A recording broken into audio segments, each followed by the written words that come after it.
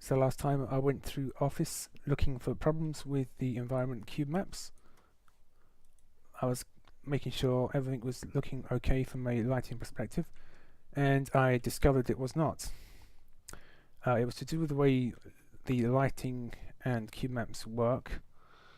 They're both baked into the map itself, which means they're not calculated at runtime by your graphics card. What was happening was, as these lights turn off, the cube maps for these tables and the rest of the environment in here was still reflecting the daylight conditions. So it ended up looking like I had a bunch of ice tables in this area. So what I decided to do was to change this back to static, completely static lighting. So they no longer go on and off, they're just permanently on, as in this preview here. I also stopped the lights themselves from breaking or being broken by the infected. So I had to find a way for the infected to get down, and it's just a couple of cheap holes in the ceiling. So the infected or infected players can just jump down and try to ambush the survivors. While doing that, I went around the rest of the map at the same time. There are a number of more problems. Where were they? It's around here somewhere. Right. In these sections here, I found out there was a similar problem with all these lights and reflections in computer screens. Oh, I've just noticed the cube. Oh, there it is. Oh, I thought I deleted it by mistake. Nope, still there. So all these lights are now static as well. I also felt they were a bit too bright, so they've been toned down. I mentioned a problem in this area with the back wall, and there's actually another problem here around the corner now. The new lighting seems to be a bit buggy on this wall, so I'm gonna have to work on that some more. There's a camera bug again. Switch that off. There was more in here, same problem again. Similar fix.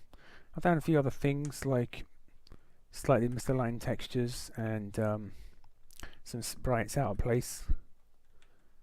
That's all been worked back in, and it looking better again. I've actually used the Source engine can actually use proper dynamic lighting. It's not commonly used in this engine because at the age it was actually created in about 2004, and back then real-time lighting was still quite new, and a lot of computers had trouble rendering lots of shadows and such. So the Source engine itself doesn't use it mostly. You might look at Doom 3, or I think a bit later there was the Crysis engines that had more real-time lighting, but Valve kept their nice and efficient system. But they still do have the capability to do proper dynamic lighting, such as here, and it's used here because I need to find a way to highlight to the player that there's a new object in this area, and at the same time I don't want these filing cabinets here having a bunch of bad reflections on them. It's not quite perfect, these lights, and you can't preview them here. See, it's just completely black, but it looks okay. It's good enough. An alternative I thought about was to have maybe the sprite trick again, which is just to have a little sprite flashing on and off to help draw the player's eye. I've got them on most of these switches and on the computers upstairs. This one's a solid one. This just tells the player that the lift is ready, and the red one indicates there's something wrong. The strobe there.